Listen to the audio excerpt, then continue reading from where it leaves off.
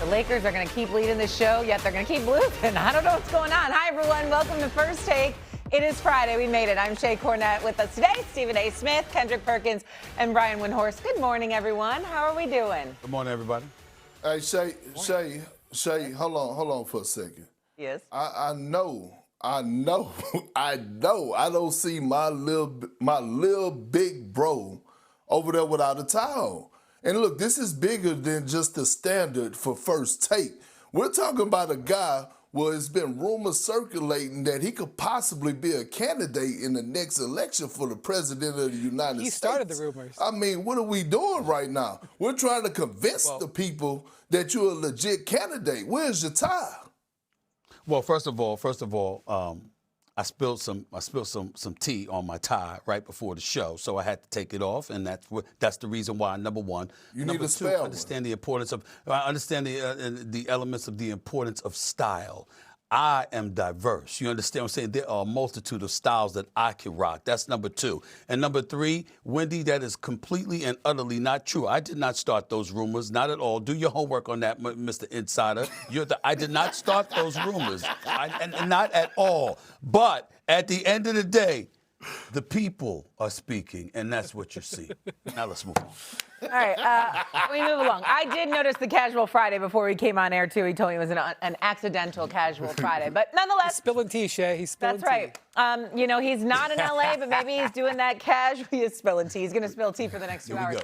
Let's go to the Lakers. Another good look, though, cost the Lakers the game last night. Austin Reeves missed that open three at the buzzer, giving the Suns the 113-110 W.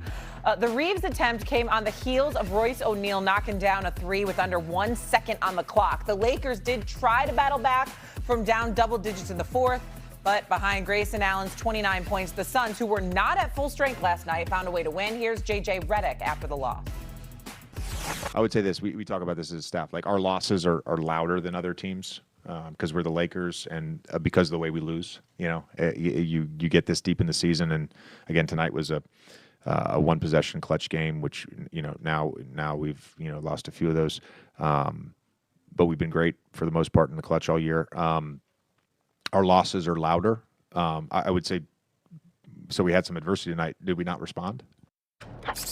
Well, still took an L. I don't disagree with J.J. Redick because definitely louder. That is true. That is why it's leading our show today. But how loud was this Lakers loss last night, Perk? It was very loud. And look, JJ got more excuses than a brother going to jail. I don't want to hear that. Now it's time for you to coach. Get the attention of your locker room. When you have one of the worst defensive teams in the league, that is a reflection on the coach. But let me say this. For the overall picture, number one, when it comes to LeBron and the Lakers relationship, that relationship is 1 foot on the grave and the other on the banana peel. They're just waiting for the season to be over so they can actually end it. Number two, when you look at the Lakers, I'm looking at the bigger picture since they always talking about the future. Are we sure that Austin Reeves and Luka Doncic can be your two max guys and you could build around those two guys to go win a championship? I don't. No. You know why? Because, yes, we know that they could go and attack and put up big offensive numbers. But do you realize that both of those guys get picked on? The word around the NBA, if you want to beat the Lakers, search out the matchup either with Luka, because he's getting scored on 49% of the time when he's defender, or go find Austin Reeves because he gets scored on 48% of the time. The Lakers have a bigger problem than just this season when you talk about the direction of where your franchise is going. Because if you think that Austin Reeves and Luka Doncic could be your two max guys and you could build around them to bring a championship back to L.A., you done lost your damn mind. Wendy? Yeah, so Perk brings up something here. I was watching this last play of this game, not the Reeves shot, the basket the Suns scored, and it was a simple situation. They isolated Luka and attacked him. LeBron knew that Luka was going to get beat, so he comes running over from the corner and tackles Luka like a linebacker, and they get caught in rotation. And I was like, yeah, I'm wondering if Luka should have even been out there for that play, Perk. And then, oh boy, they got Austin Reeves out there, and he's lost in rotation too. I'm like, I don't think Luka and Austin should have been out there. They're so weak defensively. So I'm like, well, what could JJ have done? I start looking at his options. They're not there. He could have put Jared Vanderbilt out there. He played 6 minutes last night. Rui Hachimura was out. This roster it's just not right. The only way that the calculus on this roster works is if Reeves, LeBron, and Luka are killers on offense. And they just haven't been. And I'm not saying if they didn't play 100 games together, they couldn't improve it. But they just haven't been good when they're together. They're duplicate. It's not because they hate each other. It's not because there's something wrong with them. It just doesn't work. The way that they play doesn't work. And look, you look at a team last night, the Suns. Stephen A., the last 10 games in the NBA, the Suns were the 30th ranked offensive team. Dead last. Because they're missing some of their best offensive players. No Booker last night, for example, okay? They didn't even break 100 points in regulation their last 6 games. They put up 113 in this game. So just because the Lakers are not a good defensive team, and if they're not a good defensive team, and their 3 best players are not killing it on offense, they're going to be in close games, and you can't win all of them. So that's just what this is. JJ is right. The losses are loud. This is a team that should make the playoffs, and they'll probably be an early exit. Maybe they'll have something go their way, but that's what this is. Organizationally, they made this clear. This was being built for 26-27, and they were just going to try to make the best of this season, and that's the results you're seeing.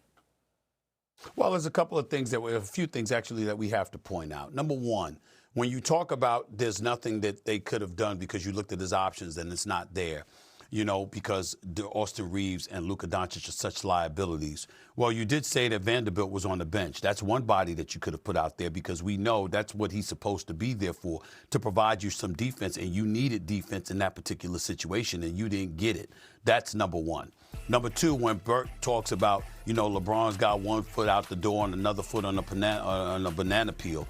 Well, why is that? Because the reality is that LeBron James in his 23rd season at age 41 is still better than most of the league. Why isn't he being utilized a bit more effectively? Why is he having a pedestrian performance like he did last night?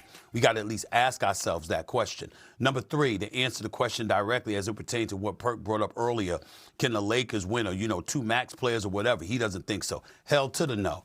Austin Reeves and Luka Doncic is your 2 max players. That ain't going to work. You can't have 2 individuals in your starting lineup that are such flagrant defensive liabilities. There is no way around that. You've got to have something around them. Offensively, they can click, and we get that part.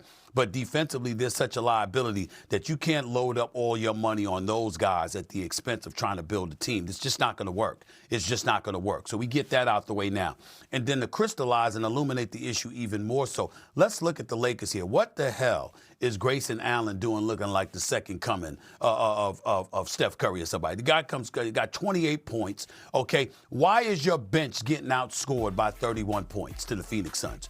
31-25. I mean, damn, Los Angeles Lakers, you can't figure something out that rather than to get blitzed by that. And if you're the Los Angeles Lakers, who are now just 1 game ahead of the Phoenix Suns for the 6th seed in the Western Conference playoff picture, right, to avoid the play-in, you got to look at them and say to yourself, excuse me, you're losing to the Phoenix Suns without Devin Booker and Dillon Brooks? Both of them are out, and you still lose to the Phoenix Suns? Listen, that's a problem. We know it's primarily about their defense. We know to some degree it's about LeBron, AR, and Luka not necessarily clicking offensively. When 2 of them are in the lineup together, it's much better than when the 3 of them are in the lineup together. That's something that J.J. Redick has to figure out.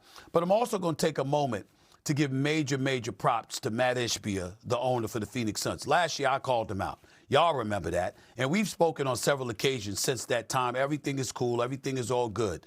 I didn't expect the Phoenix Suns to be this much better than they were once Bradley Beal is gone. Kevin Durant is gone.